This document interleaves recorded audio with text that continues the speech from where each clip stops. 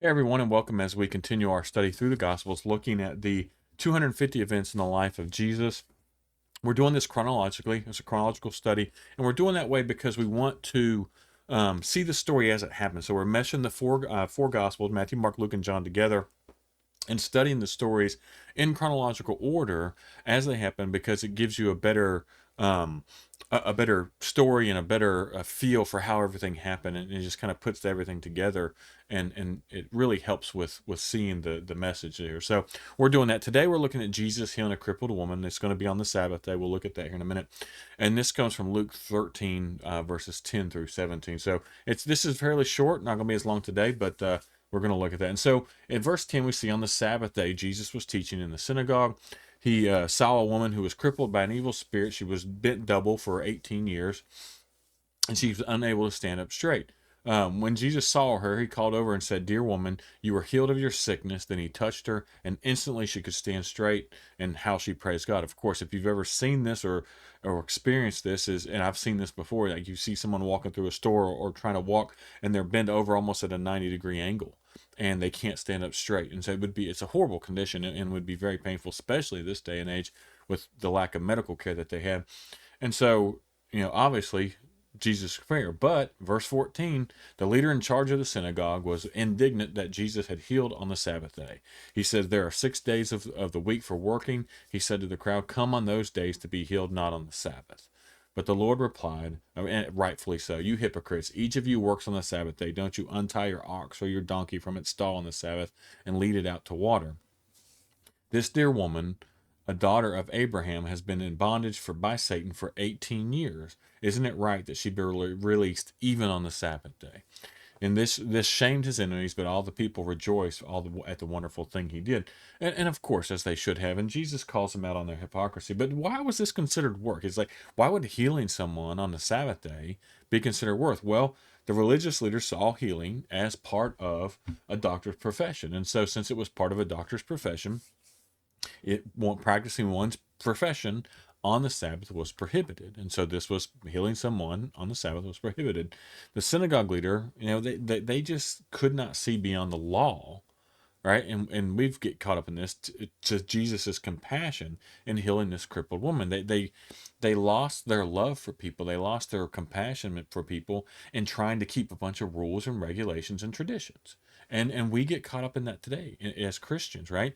We think we're doing good by, oh well, we got to do this and this and this and this and this, and a lot of times we set up so many roadblocks to people coming to Christianity, and we don't see it, right? We're used to it. A lot of us grew up in it, and it's like, oh well, this just makes sense. We need to do this. We've always done this way, and we've always done that, and we set up roadblocks to people coming to Christ, or in some cases we are hateful to people, and like this guy, right? This guy was so cold and so non-caring about, like non-compassionate about someone's who was had a horrible condition.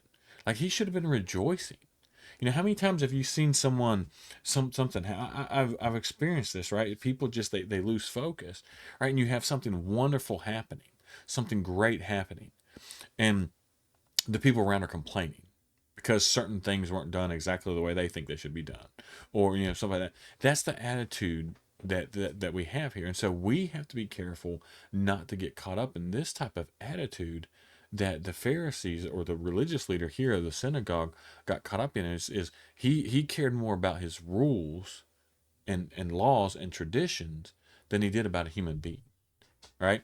And so we have to make sure we don't get caught up in our laws and our rules and our traditions, right?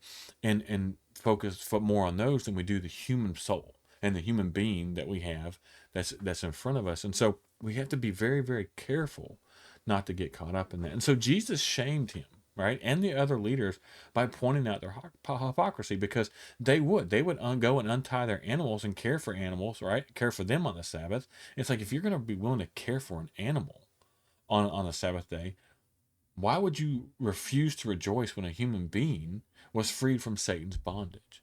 And so we have to be very careful not to lose focus here, right? And it's hard because it happens in a lot of places, and it happens in a lot of our lives, is we get so caught up in the things that we think we're supposed to do, we forget the love and mercy and grace aspect of what Christianity is. And again, I want to point out here, I'm not talking about, like sinning or accepting sin and things like that is okay. I'm not saying that. I'm not saying, well, and Jesus wasn't sinning because he broke the Sabbath rule, right?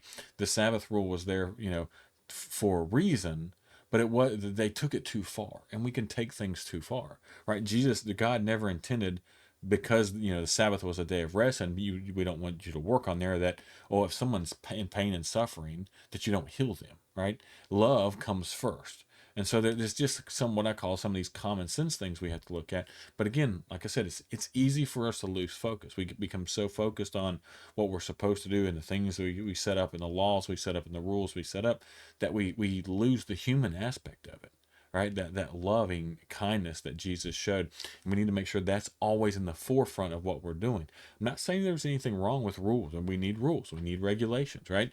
We need laws, we need, traditions. There's nothing wrong with traditions, but it's when traditions get in the way of being or any of these rules or any of these laws get in the way of what Jesus has called us to do, then that's whenever we need to make sure we take a good look in the mirror and say, hey, is this really worth, not being this way? Is it really worth, overlooking the compassion for a human soul or a human being, so to make sure we obey these regulations that we set up? So again, just we have to be very, very careful. And what we have to do is our compassion and our love for mankind has to come first, always. Always has to come first. And then we can look at the rules and the regulations and the laws and the traditions and stuff like that, right? But always a love for people has to come first. We got to make sure we're doing that. As always, I appreciate everyone for watching. If you find these useful, please share them. If you haven't subscribed to our channel, please go ahead and do so. We try to put out a video every day, or we are putting a video out every day for this series. Once we're done with this series, we're probably going to do something that looks a little different. We're going to dive deeper into some everyday, like, trouble things we deal with on a daily basis.